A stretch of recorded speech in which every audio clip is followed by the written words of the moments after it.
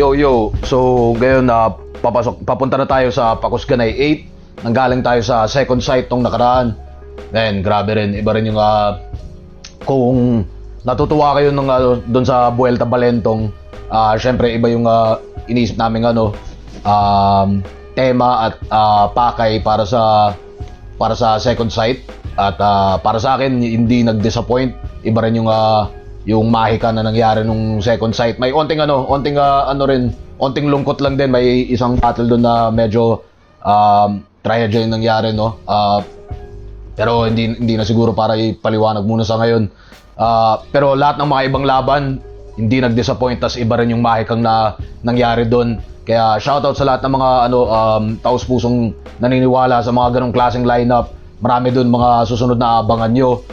Syempre yung pagpapatuloy ng 2x2 squared or 2x2 2024 tournament. At yun, grabe yung mga nangyaring laban doon. Abangan nyo yan. Kung tuusin nga, dapat nga syempre mas gugustuhin nga namin sana na mapanood yung mga ibang nanalo na doon. Ma-upload na yung mga ibang nanalo na doon nung Buelta at itong nakarang nung Buelta at tong nakarang second sight, yung mga 2x2 battles, para may onting preview pa kayo para sa mga ilang MCs na lilipad kasama namin papuntang Pacusganay 8 at Gubat sa Cebu, no? Pero syempre, susundan natin yung upload schedule. At yun, grabe yung mga laban doon. Grabe rin yung sinubukan naming production value doon. Sana makita nyo at ma-appreciate nyo. At syempre, bukod pa doon, syempre yung mga MC, sana makita nyo yung kung gaano kami naniniwala at nagbubuhos para sa inyo para mabigyan kayo ng magandang battle arena. Ayun, Pacusganay 8, man. Ang muling pagbabalik namin sa Davao pagkatapos ng higit isang taon. Syempre, buong taon naman ngayong 2024, hinahanapan namin ng paraan at panahon at tamang balanse nang makabalik sa Davao. Eto lang yung pinaka pagkakataon namin. Syempre, gusto namin bigyan ng magandang show talaga yung mga Davaoenyo. At kung tuusin, mas matagal na may Mindanao Division kesa sa Visayas Division, do. Pero bukod doon, syempre gusto rin namin makabalik agad para makausad rin yung mga individual careers ng mga ilang MCs na lumaban nung nakaraang Pacusganay at ng mga 1 minute sa Mindanao nung dati pa. At yan, kaya tayo pabalik dito ngayon at kaya medyo mas marami yung naka-line up ngayon na battles. Gusto kong isipin na syempre ganoon pa rin, napaka-balanse pa rin talaga. Meron tayong mga MCs galing iba't ibang parte ng Mindanao, no? So meron tayong CDO represent, meron tayong mga Tagum represent, may mga galing Marawi, Gensan represent, malakas sila dito sa lineup, at Cotabato represent, Davao represent, syempre andyan pa rin. Tas mga ilang bisita galing iba't ibang division, mga iba't ibang probinsya, iba't ibang lugar, mga galing Cavite, Bulacan, Las Piñas, may galing Cebu, at syempre na may naka-line up na 2x2 battle, may naka-line up na Bisaya battle na suportahan nyo man o hindi, gusto pa rin namin itulak pa rin talaga yun para sa lahat ng mga kapatid natin Bisaya sa buong mundo na gusto makakita ng dekalidad na Bisaya battles, no? Para sa mga posibleng nagtataka kung bakit medyo late yung Pacusganay, o kaya kung meron man kayong sentimiento na parang hindi siya kasing engrande ng mga nakaraang battle, syempre lagi siyang bumabagsak sa sa parang Goldilocks zone kung tawagin, no, na yung not too cold, not too hot. Ibig sabihin sa pagdating sa lahat, no, sa availability ng mga matchups, sa availability ng venues, sa availability ng sa interest ng local area, na syempre lahat naman ng lugar laging sinasabi sana magkaroon ng flip top dito. Tas sa experience namin, no, madalas talaga doon ay pagdating naman namin hindi naman talaga nagkakatotoo, no? Parang ang gusto lang nila lagi is, kung yari, karamihan ng karamihan ng mga ibang fans ng flip top, no, parang ang gusto nila is NBA finals palagi, no? Parang kada laban is is LeBron versus Steph Curry o kung sino mang katumbas nun, no? Kung UFC fan ka naman, parang gusto nila lagi McGregor versus Khabib palagi, 'di ba? Na hindi naman syempre sa ganitong nature ng ano natin, ng paligsahan natin, hindi naman pwedeng ganoon, no? Bihira lang yung rematches, bihira lang yung mga ganun. So hindi pwedeng ano, no? Hindi pwedeng Eminem versus Francis M kada lineup, no? Kaya dahil doon, syempre yun nga, parang maraming availability ng mga MCs, yun yung pinakamahirap. Kung ako lang, game rin naman ako na bumiyahe na, kuyari, kahit kami rin flip-top staff, mas onti kami, tas gusto namin kahit yung puro hindi big name, yung mga hindi mas sinusuportahan, kung tusin, pwede siguro namin mas gawin o balikan ulit yung mga ganong events sa susunod na taon. Pero dahil hinahabol rin natin yung buwelo natin ngayong taon na dekalidad talaga lahat ng mga lineup.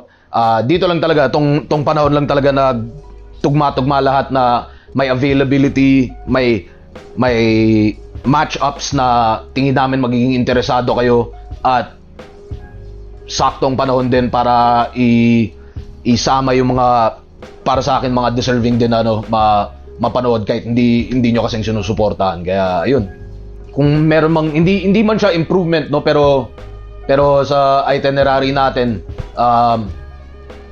isa ata to na naman sa padami yung traveling posse kung tawagin, no. Halos 40 na kaming babiyahe papuntang Davao para sa inyo, magbibitbit ng kung ano-anong gamit na mabibigat, makikipag-away kami sa sa pag-check-in ng mga luggage namin, ng equipment namin.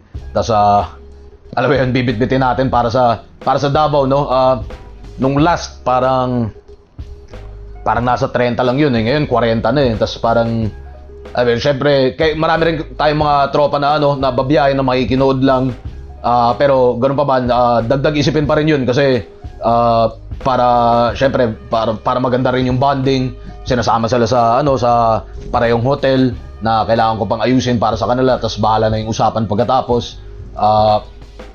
Pero etong trip namin ngayon, masasabi kong medyo mas relax yung namin. Hindi siya yung kadalasan ginagawa namin na super duper hip hop weekend na Biyernes, Thursday pa lang pagod na kami, tas Biyernes super 1 minutes minefields, maraming nagper-perform, maraming napapagod, maraming nawawalan ng boses, maraming na lalasing, may ilang nagmamaoy bago pa ng main event ng Sabado. So ngayon yung sinusubukan natin gawin habang syempre wala na sa ating bumabata, no? Parang medyo mas relax yung Biyernes natin, at abangan nyo malamang mauna yung pag-upload ng poster na yun bago tong video na to, no? Pero meron tayong minefields tong Biyernes, may onting performances, wala munang battle, onting meet and greet, more of lang bonding, tambay kasama ng Mindanao Division, mga MCs dyan, mga non-flip top artists na ng Davao na matagal na namin katropa, matagal na namin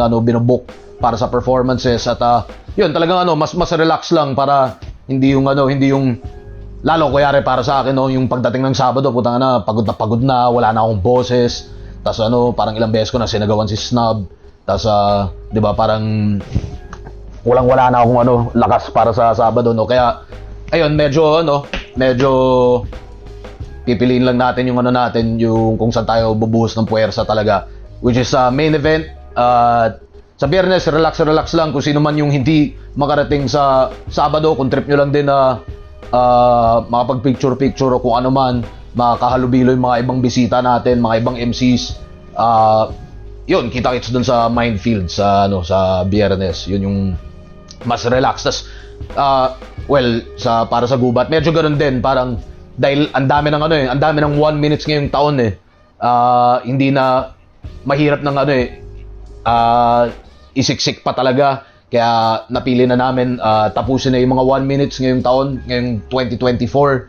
Next year na lang ulit. At syempre dun sa mga ibang Mindanao MCs na umaasa sana, asahan nyo na lang next year na na makakabalik yung 1 minutes, o di kaya kapag kayo na yung umabot sa main event natin sa Pacusganay. Yun yung solid. Preparation para sa Davao, hindi naman na siya sikreto ngayon, no. Medyo kung tusin medyo naging pahirap na yung ano, yung sa venue, sa requirements.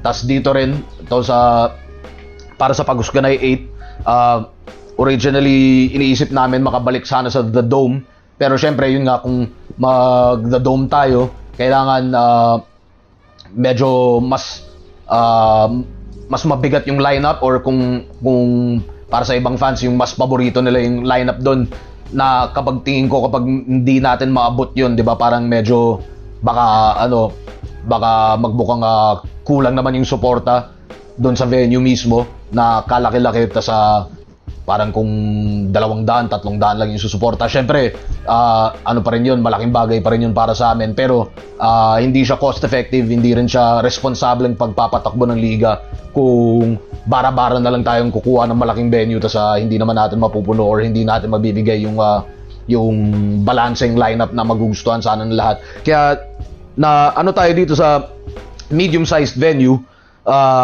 na first time lang din namin talaga na strictly limited yung tickets, dahil alam lang namin yung capacity ng venue, at tingin namin kung mapuno yun, at kung yung mga, kumbaga yung target namin ng mga fans, yung mga talagang taos-pusong naniniwala sa lineup, tingin ko mabibigyan namin kayo ng magandang gabi ng mga laban, no?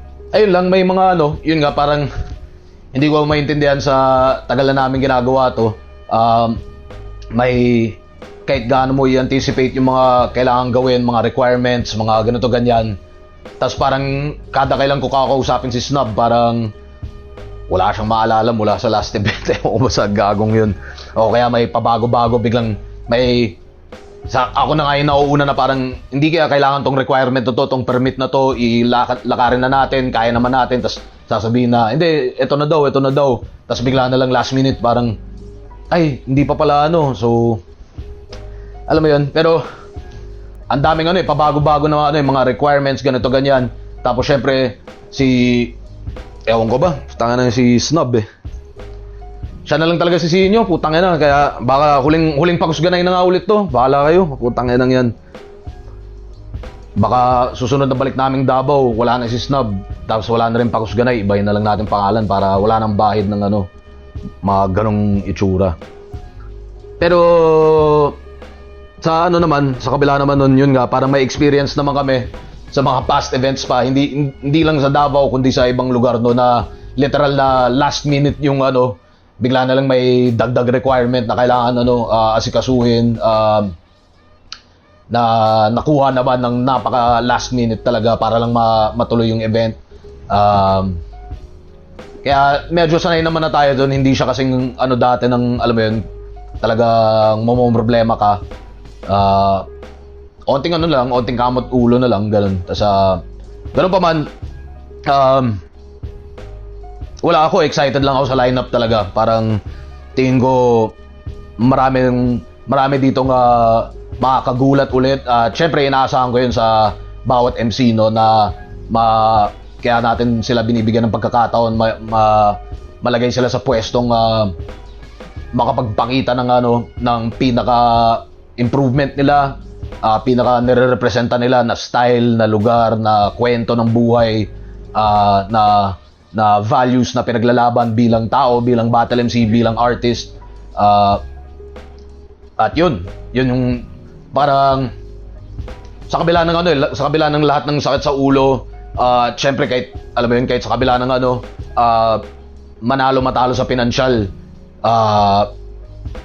makakuha lang ng mga ganung magandang battles, malaking bagay na sa akin yun at na makuha natin. At syempre suportahan nyo man o hindi live, mabibigay pa rin natin yan ng libre. Tapos next time magkungwari na lang kayong 'di ba, parang day one yung sinusuportahan yung mga ibang MCs na magpapakitang gilas dito sa Pagusganay 8. Overall expectation,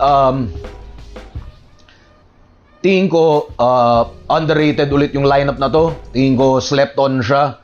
Tingin ko maraming magpapasabog dito. Lalo siguro kapag yun nga, yung mga hindi nyo pa inaabangan o inaasahan, doon pa kayo mababaliw sa live mismo. At parang minsan may ganun talagang trend kada event, lalo kapag laging may mga first timer na manonood sa lineup natin. Kahit nung buwelta mismo, no, maraming lumapit sa akin no, na parang, grabe sir, ang lalakas pala ng mga kahit yung mga undercard, ang gagaling na pala nila.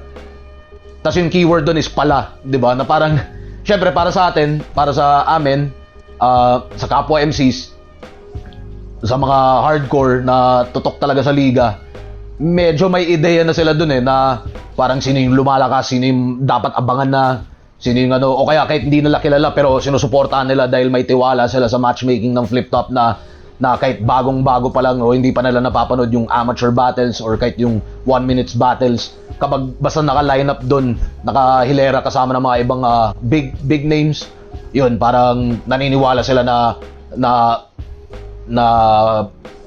makakapagpakita ng kakaiba ng pasabog ng maging deserving na susunod na aabangan ng mga iba pang fans, no. So dito sa lineup na to, tingin ko ganun yan, parang maraming mga underrated battles na biglang yun yung magiging sorpresa sa mga ibang manonood live, sa mga suportan tunay online kapag makita nila yun. Yun talaga, parang mga ganitong lineup, yung Pagusganay 8, medyo siya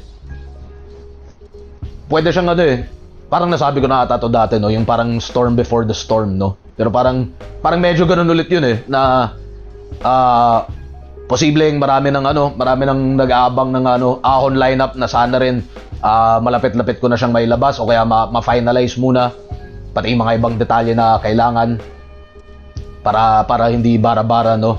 Pero gusto kong isipin itong Pagusganay 8 at yung Gubat, ito yung storm before the storm talaga, na matitindi yung mga lineup, wala sanang patapon, wala sanang MC na sumablay o kung ano man. Tas at sana yung maging reaction dito ay sana nanonood ako nung live, kasi iba pa rin lagi para sa mga ibang mga iba diyan na medyo na nag-aalangan pa rin sa sa lineup o kung ano man.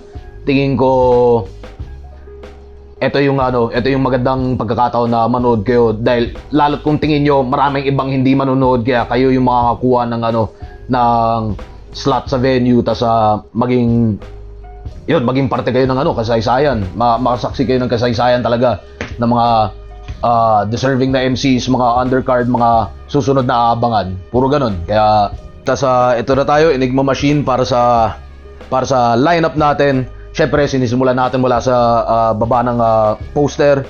Pagusganay 8 Classroom Bar ngayong Sabado na, mula sa pinakababa ng lineup, JP versus Yagi.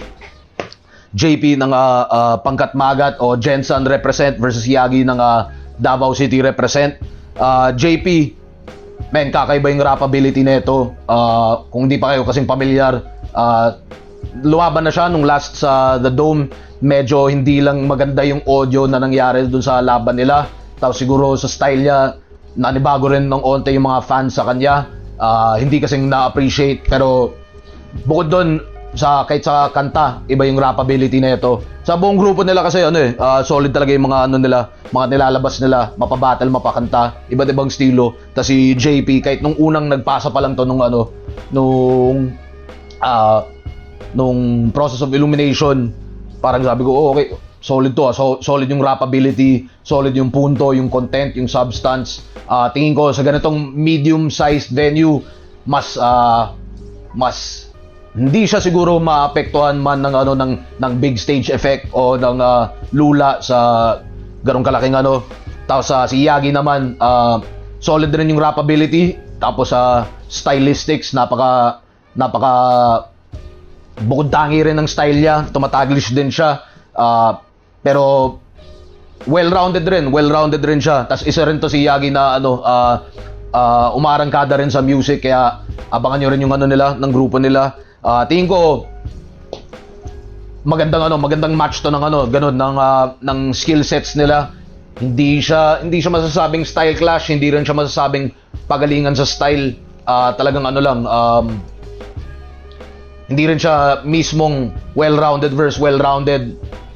tingin ko purong battle rap yung masasaksayan natin dito sa dalawang to. At tingin ko naman pareho silang gutom ulit makabawi, no, mula si Yagi mula sa 1 minutes niya na first time siya makakapag main event, tapos si JP naman mula sa main event niya nung last Pagusganay na mapakita niya palalo yung style niya, no.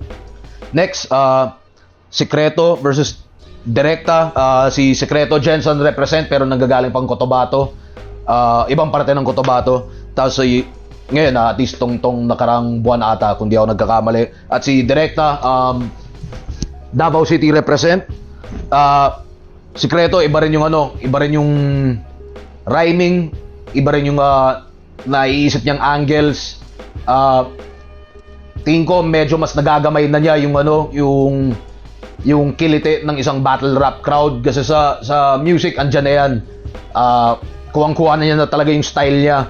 Nasa na lang kung paano niya ita-translate mismo sa battle. Baka naalala niyo siya mula sa Ahon 13 pa lang o Ahon 14 pa lang, at sa ibang yung tawag nito, yung nakaraang Pagusganay din. Lumaban rin siya tong second sight, nakaraang second sight. Yan, mas nakapagpakita siya ng versatility sa 2-on-2 doon. At si Directa, men, parang sa totoo is sila ni Yagi, para sa akin ito yung mga nanghihinayang ako in the sense na dahil hindi kami kasing dalas makabalik sa Davao, tapos hindi rin pa makahanap ng tamang build up para mapalipad sila sa ibang battle sa Manila events o kung ano man. Etong si Directa, men, parang napaka-underrated din. Hindi man siya kasing preparado nung 1 minutes niya nung nakaraan, pero nakikita ko kahit sa amateur battles niya o kung ano man, solid din yung rhyming style niya. May sarili siyang style sa pagtutugma.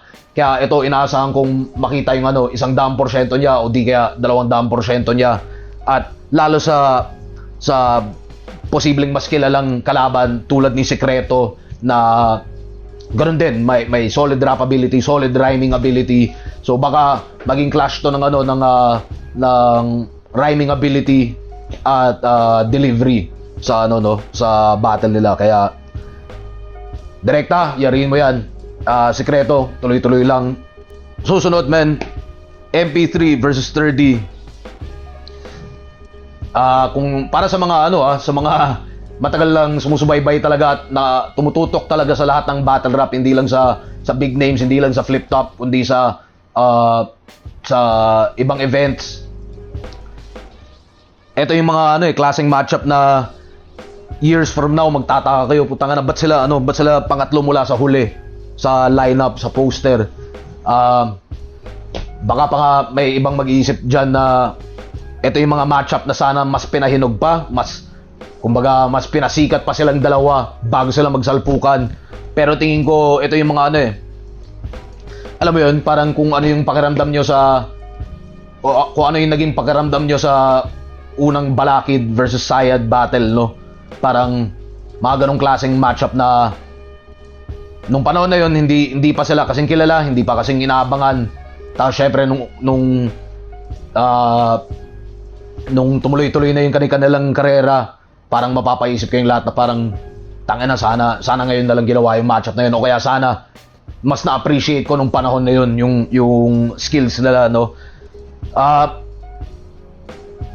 Patayan talaga to, tingin ko. MP3 3D, patayan talaga to. Parang parehong kakaibang next level magsulat. Pareho silang handang-handa. Yun, si MP3, man, minsan pareho sila kung tuusin siguro si MP3 mas nakakabigla lang, yung bigla siya nakakahugot ng angle or punchline na hindi nyo inaasahan sa kanya. Tapos si 3D naman, tingin ko yung perception naman ng fans sa kanya is lagi siyang may kakaiba, kaya medyo mas inaabangan yung kakaibang punchline niya.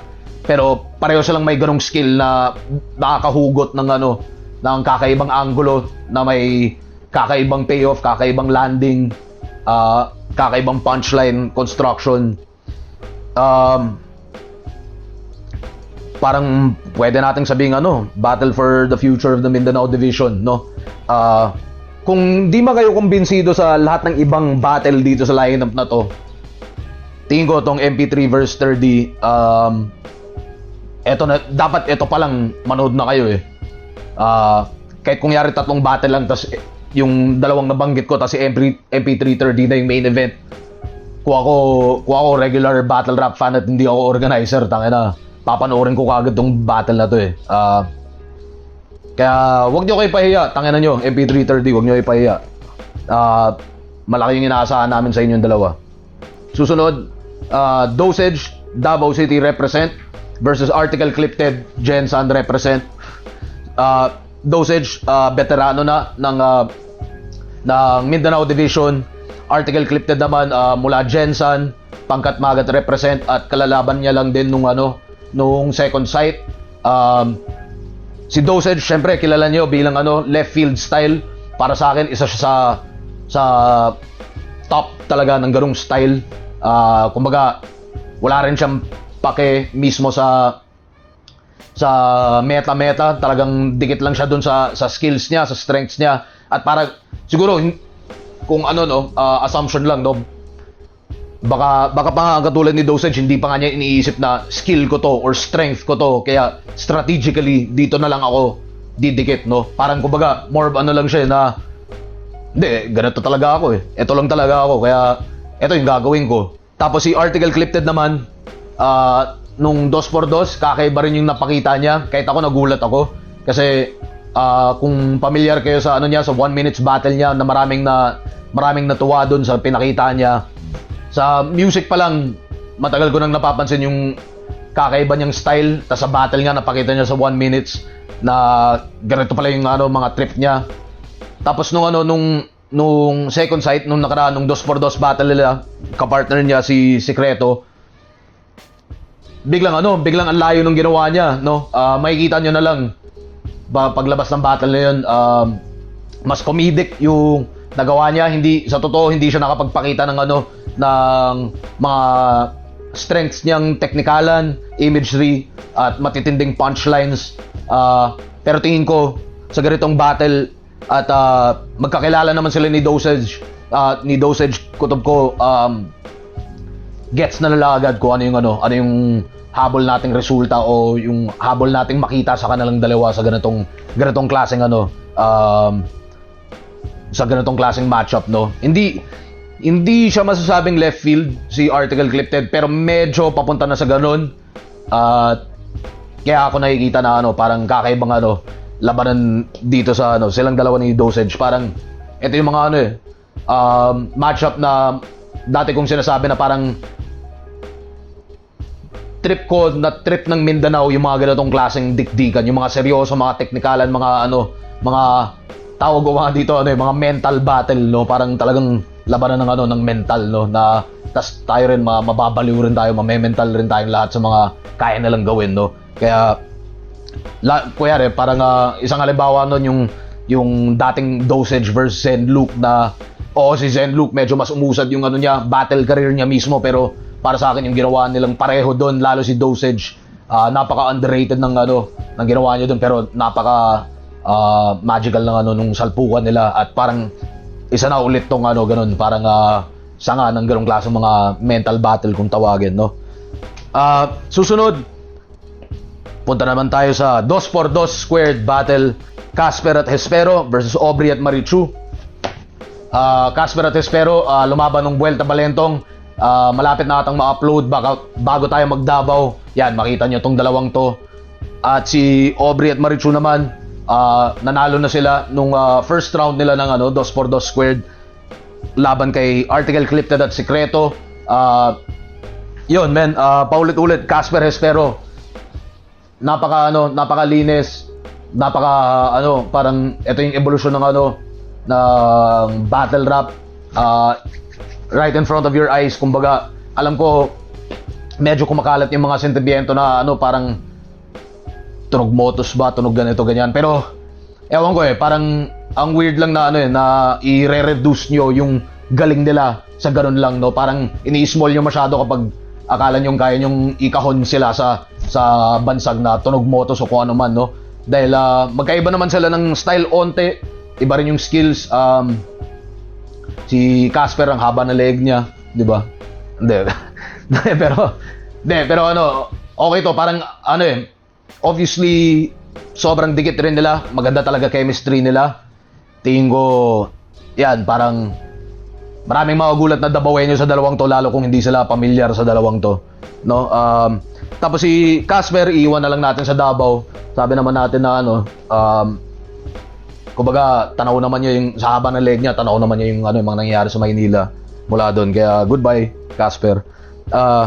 Tapos si Aubrey at Marichu, iba rin yung ano, iba rin yung nagawa nila nung ano, second sight. Evolution ng ano, ng FEMC. Syempre may konting nuances doon na may ilang argumento na hindi dapat hindi dapat i-categorize bilang FEMC dahil at the end of the day MC pa rin sila, kung babae, lalaki, bakla o kung ano man, 'di ba? Parang dapat MC pa lang din. Pero para sa mga taong ano, mas siguro kung ganoon kayong ano, kung kailangan yung i-categorize sa utak nyo, no, ito mga evolution ng FEMC. Si Aubrey, grabe yung ano, grabe yung stage presence, delivery, buong-buo talaga yung loob niya. Handa siya bakbakan. Medyo handa rin sila makapagbastusan, medyo makikita nyo yun dun sa ano kapag ma-upload na. Si Marichu naman, medyo mas technical naman yung ano niya, skills niya. Si Aubrey rin kasi meron siyang ano, freestyle background, kaya tingin ko medyo litaw yun sa style niya pagdating sa written. Pero hindi ibig sabihin, hindi pa naman siya tinatamaan ng curse ng mga yung magaling mag-freestyle, mahina mag-written kamo. Ito so far, yung sa pinakita nila, obviously grabe yung ano nila, yung rehearsal nila, yung paghahanda nila doon sa last 2x2 battle. Tingin ko aware sila sa mga kalaban nila dito. Kaya parang kakaiba rin yung gagawin nila dito. Ewan ko, paano ba? Ano kaya maging reaction ng mga Dabawenyo sa ano, sa mga FEMC? Hindi ako familiar kung first time lang makakasaksi yung mga Dabawenyo ng ano, ng FEMC na lalaban, no? Kung first time man, tingin ko magandang first time to para sa inyo. At yun, good luck sa kanilang dalawa. At syempre, kung sino mananalo dito, sila yung tutuloy sa 2x2 squared finals na gaganapin sa Ahon. Yung bagong format ng 2x2 tournament, no? May dating siya na para siyang in-season tournament, kapareho ng sa NBA, no? Or parang isa pang tournament na nangyayari sa second half ng taon, para habang tumatakbo yung isa buhay, kung medyo naghahanap pa kayo ng iba, yan, may isa pang tournament na parating. Ito, yun nga, yung 2x2 tournament. Tuloy-tuloy pa rin siya, mga ilang nanalo na sa Vuelta Balentong sa second sight. Tapos ito na yung second round, mga mananalo dito, sila yung lalaban sa finals. At yun nga, parang tulad ng paliwanag ko rin dati, maganda yung hinahabol kong format dito ngayon sa 2x2 dahil parang tingin ko talaga ano, yung mga mas paborito yung MC, medyo hindi na talaga sila makakapag-commit sa 2x2, kaya yung parang kung meron man pa isa-isang battle na lang, no, hindi yung tournament format na buong taon, tapos 16 pairs pa dati na sobrang ano, literal na doble-doble yung ano, yung paghahanda ng lahat, availabilities, lahat ng konsiderasyon, logistics at kung ano man. Yun, parang magsisilbi na lang talaga din siyang ano, no, para sa mga hindi pa kasing kilala na MC na makagawa ng kakaibang mahe katulad ng mga nangyari nung second sight lalo. Yan, dahil may tatlong 2x2 battles nung second sight.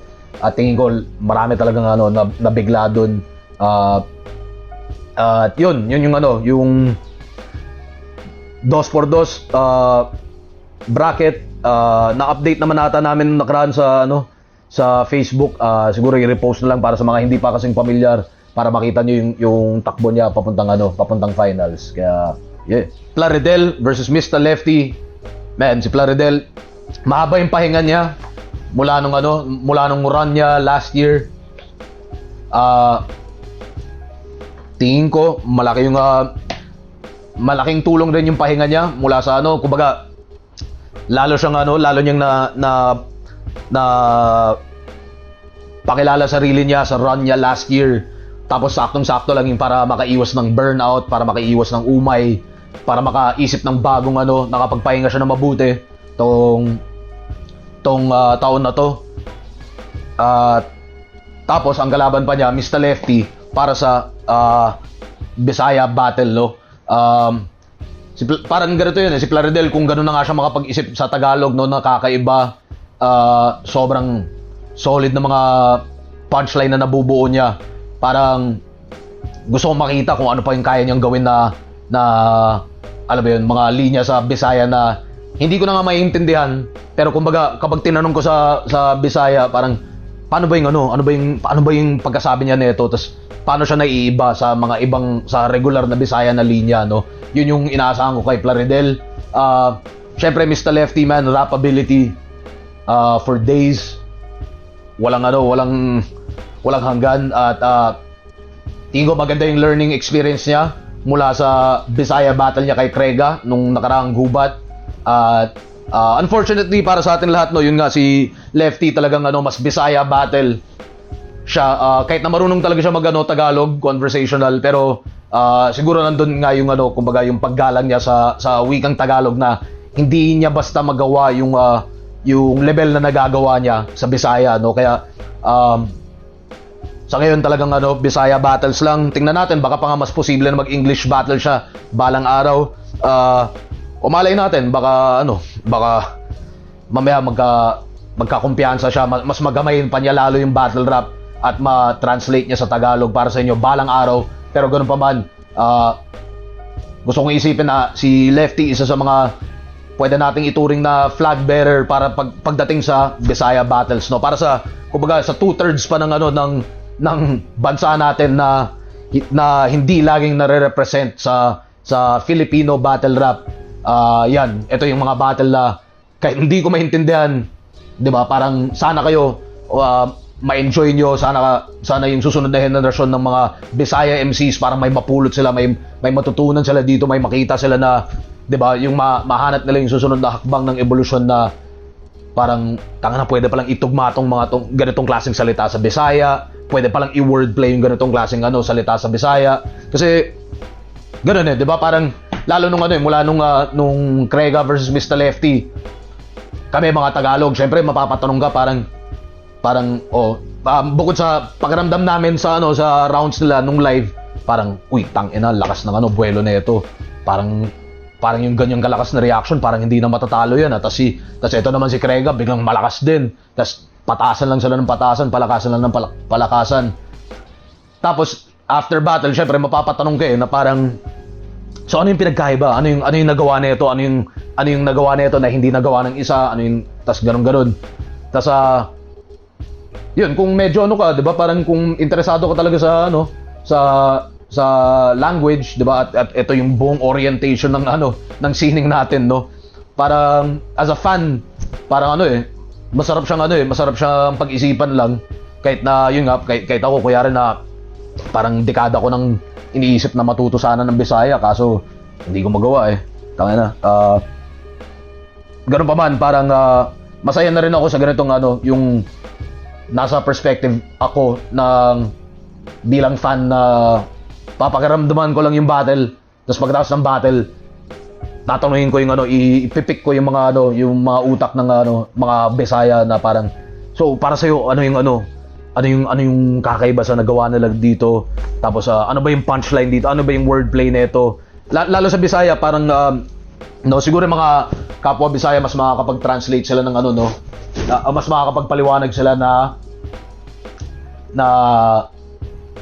kung paano may halimbawa ng wordplay na gumagana sa Bisaya na hindi basta-basta gagana o bebenta sa Tagalog, no? Yan yung mga parang mga trip kong himayin, no? Tas ay lang siguro dagdag pinaka pahabol ko na lang, no, para sa mga nagrereklamo dun sa sa Mr. Lefty versus Krega translations nung dati. Ewan ko sa inyo, no. Mismong Bisaya Battle MC ang nag-translate nun lahat, no. Kaya Hindi ko maintindihan kung saan yun nakukuha yung ano. Syempre ako hindi ko may paglalaban masyado yung translation dahil hindi ako mismo yung ano, no. Pero maniwala kayo, ano, mapagkakatiwalaan talaga yung Battle MC na yon na nag-translate from Bisaya to Tagalog. Parang gamay na gamay niya yung ano, yung nuances ng Bisaya, gamay na gamay niya yung nuances ng Tagalog, at kaya yun yung mga naipagkasyang translation at pag-frame ng ano, ng translation sa Tagalog, no. Kaya yun, kung para sa mga nagreklamo dati, yun lang masasabi ko. At syempre dito, yun, sana ma-mindfuck kayong lahat ulit. Obviously nga, Plaridel, hindi niya strength ang rapability, pero napaka diin ng delivery niya pa rin. Mr. Lefty, rapability, rhyming, breath control, stage presence, at gutom. Tas nandun na rin siguro yung napaka minor na hindi pa nga siguro minor, no, pero yung isang regional nuance ng Bisaya ng isang Cebuano versus Bisaya ng tiga Davao, or sa case ni Plaridel na tiga Tagum, na tas may background pa siya in education, no. Yan yung mga magandang maliliit na labanan na hilig kong himayin talaga yun, no, yung style ng Bisaya neto versus Bisaya neto. At syempre sila magpapataasan sila ng ihid doon, or magpapagalingan sila ng letra pagdating doon. Yun yung asahan natin dyan. Ayun, no, yung Bisaya battle, mas naibalik namin talaga siya nung nakaraang gubat. Tas ako talaga gusto ko talaga siyang itulak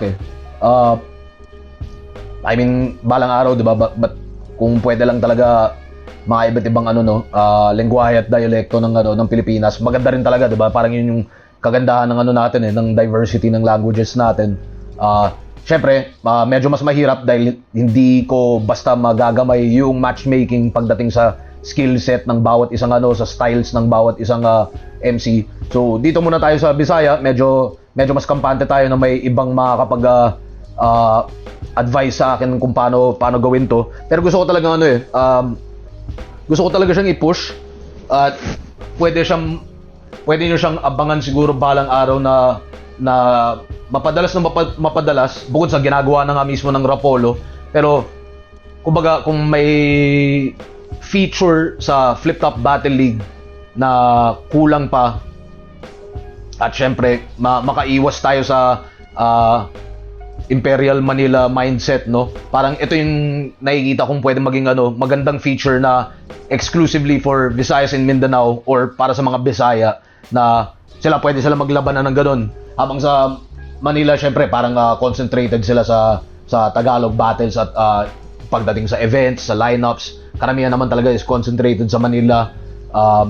Ito yung sana maging feature para sa Visayas at Mindanao Division, na tuloy-tuloy pa rin sila makapag dumami yung mga batang nagkakahilig sa Bisaya. Hindi yung, alam mo yun, hindi yung parang bata nakanood ng Flip Top tapos gusto niya matuto mag-Tagalog para makasabak sa Maynila. Which is, syempre maganda naman talaga yun para 'di ba, maabot mo yung full potential ng reach ng mga Pilipino. Pero gusto ko, alam mo yun, parang ayokong pabayaan nila yung wikang Bisaya. At sana, kumbaga, sa lahat ng creative efforts natin dito, 'di ba, parang pinupush natin yung limit, 'di ba, sa lahat ng language arts, or sa lahat ng arts is pinupush mo yung limit ng nagawa na, ng creativity, ng ganito ganyan. Parang ganun din yung nakikita ko sa Bisaya, na parang marami pang hindi pa nagagawa sa Bisaya languages at Bisaya battle rap at sa Bisaya hip hop, na sana parang sa ganitong paraan maitulak pa rin yung evolution niya, no. So at malay mo, parang sa mga ganitong pagkakataon, parang lalo pang magka-interest mga Tagalog tulad ko, na mas mag-pick up pa ng mas maraming Bisaya lines, mga mas makaintindi at maka-appreciate ng Bisaya balang araw. At yun, baka pwede pa nga natin tingnan natin, na matagal ko nang naisip to, pero tingnan natin, baka malay mo makagawa tayo ng tournament na Bisaya Battle Rap. Medyo mas maraming pwedeng abangan mula sa Cebu. Tingnan natin kung sa Mindanao ay magkakaroon din ng ganong epekto. Medyo mas marami kasi may kayang magtagalog sa Mindanao. Kaya yun. Pero tingnan natin kung ano yung magiging development na ito. Fukuda versus MR Industria. Obviously, Fukuda versus Uprising ulit. Rektahin ko na, Fukuda, ginawa ko talaga to para matalo ka na ng isang Uprising, kumanda ka. Hindi ka mananalo kay MR de LOL. Styles make matches, man. Yun talaga, Fukuda, kilala bilang technical, bilang seryoso. MR, technical na seryoso na may vibe ng left field na kakaiba na may overall style lang na na-appreciate ng Mindanao. Parehong malakas yung stage presence, parehong dikdikan. Tingin ko sa mga nakalaban na ni MR tong nakaraan, wala pa siyang nakakalaban na siguro katulad nito ni Fukuda na parang kumbaga slugger talaga si Fukuda, no? Napaka-orthodox, yun nga, kumbaga may mga ilang puna pa nga tungkol sa rhyming ability niya. Pero nakakapuntos siya lagi at talagang madiin lagi yung puntos niya, no? Puro 1-2, 1-2. Tingin ko magandang clash ng styles neto na si MR kakaiba, medyo pakaliwa, tapos matalinhaga talaga. Performance-wise, ibang experience din. Kasi Fukuda, sobrang orthodox, sobrang slugger. Tapos syempre, nandun na rin yung narrative kung yari na Fukuda tumatalo lagi ng Uprising. Napaliwanag ko na to sa lumang soundcheck, no, or lumang Enigma machine, no. Hindi talaga to sadya, no. Parang nagkakataon lang, may mga ilang battle MCs lang talaga na parang lalong lumilitaw yung nila, yung lakas nila kapag may kalaban silang certain style. Tapos nagkakataon lang, kunyari dito sa kaso ni Fukuda, nagkakataon na kunyari, kumbaga seryoso versus seryoso, nagkakataon na maraming seryoso sa Uprising, 'di ba? Tapos more of na lang, parang running joke na lang yung yung Uprising versus Fukuda, no. Tropang dikit yan si Pux, no. Alam niya yan, alam ng mga CDO boys yan. Lagi kami nagkakanuan diyan na lagi kaming inaalaga, or mga ilang punta namin ng CDO, lagi kaming inaalaga ni Pux. Garon din kahit matagal na magpahinga, kapag PM lang kami ni Fukuda, laging masaya, laging ganun, tropa talaga. Tapos ewan ko ba, best friend pa niya yung DJ naming medyo mongoloid, no, sa Uprising, no. Kaya yun, parang tadhana talagang talagang pagkatapos na ito, Pux, kung manalo ka pa, talagang baka puresado na ako matuto ng Bisaya, kakalabanin kita, Bisaya battle. Tapos all 3 rounds, puro yawa, buwang, mga ganun, no. At yun, susunod, Goryong Talas versus JR0. Men, ito, isa na namang underrated matchup para sa akin. JR0, nakita nyo ata siya nung simula ng taon sa unang round ng Isa Buhay. Tapos kita nyo naman kung bakit siya deserving lagi ng mga ganong pagkakataon, maka-line up at makalaban ng mga ganito, ganyan. Iba talagang si JR talagang sobrang dumadating siya para mag-rap talaga, mag-rap at mag-battle, at 'di ba? Rap battle rap, yun yung ginagawa natin. Yun, man, parang trip ko talaga yun din yung kumpiyansa ni JR na sa style niya na hindi siya nagpapadala sa meta o kung ano man. At kahit nga ikumpara natin sa mga ganong konsepto ng meta, ng construction. Para sa akin, kapag himayin niyo yung mga setup ni JR, lahat yun malakas, or lahat yun may purpose. 'Di ba? Parang parang ewan ko kung nasabi ko na to sa past sound check, no, pero yun yung parang kumbaga, kung yun nga, kung si Fukuda, slugger na 1-2-1-2, haymaker.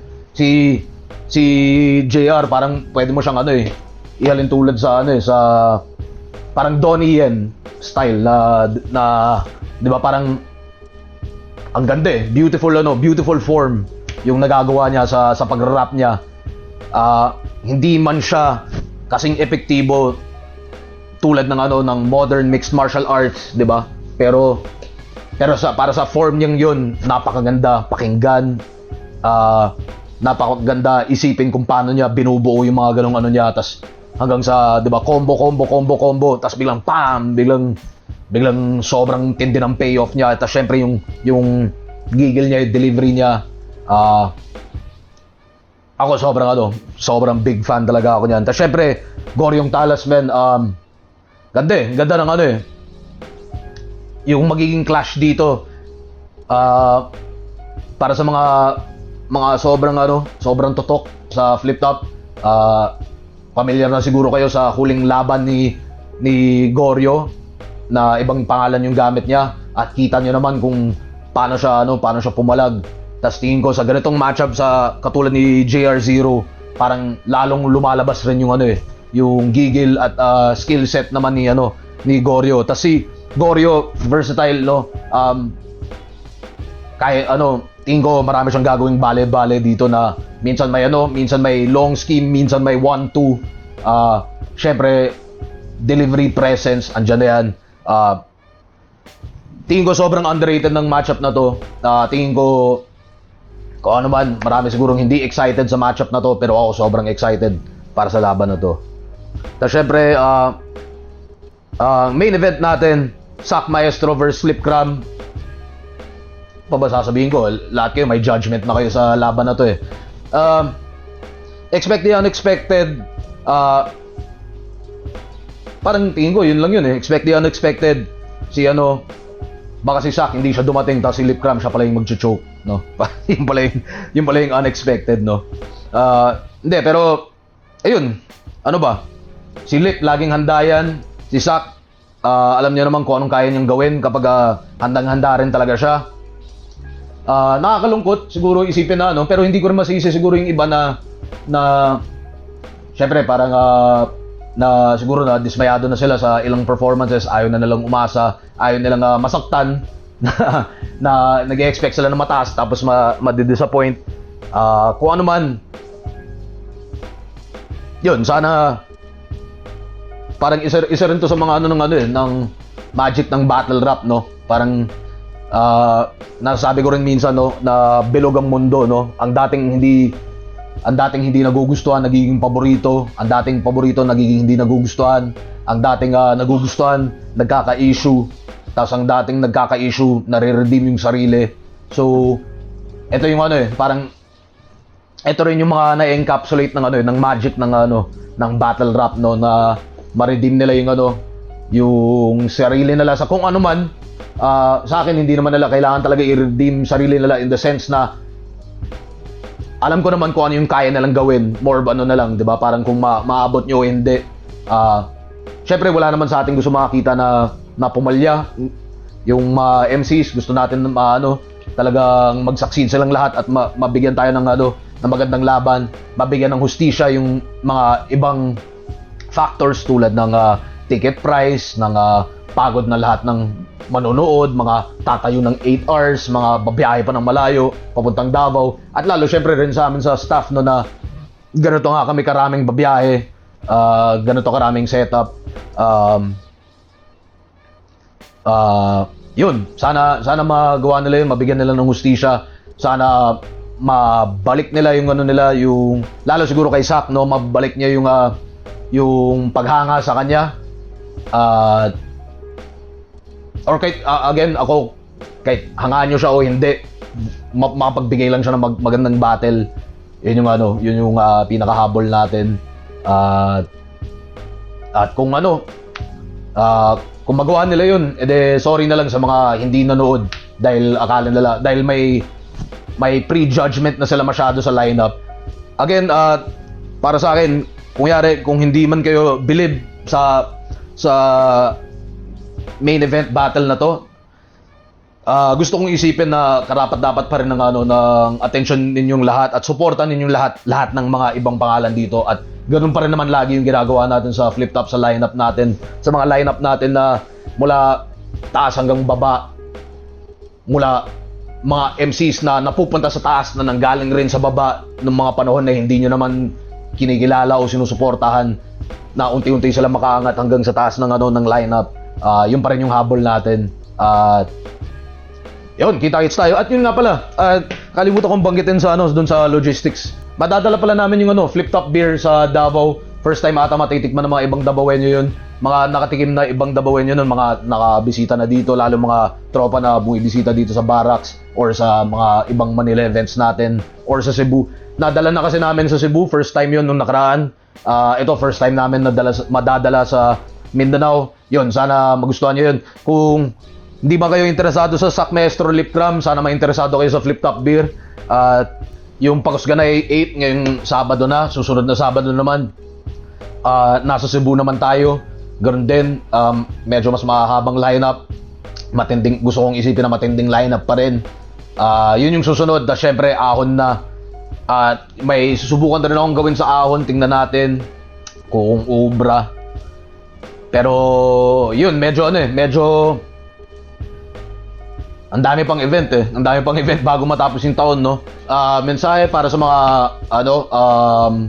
suportang tunay dyan sa Davao. Syempre, maraming salamat. Ngayon pa lang, excited rin kami makabalik. Kung pwede lang talaga makabalik palagi. At kita-kits, enjoy natin to. Sa mga sa mga hindi sigurado, tingin ko eto nga yung pinakasaktong pagkakataon. Kung di kayo sigurado, lalo kayo dapat manood kesa sa kuyari sa mas blockbuster kung yara na lineup, tas saka kayo may gabagsiksikan, tas kung ano man, baka doon pa kayo makaranas ng hindi di ba, hindi nag-live up na sa expectations yun na lineup or kung ano man, o kahit yung pagpapatakbo ng event, no. Ito, medyo kampante talaga ako dun sa sa matches dito na magugulat kayo. Kaya kita-kits at enjoy natin to para sa inyo to.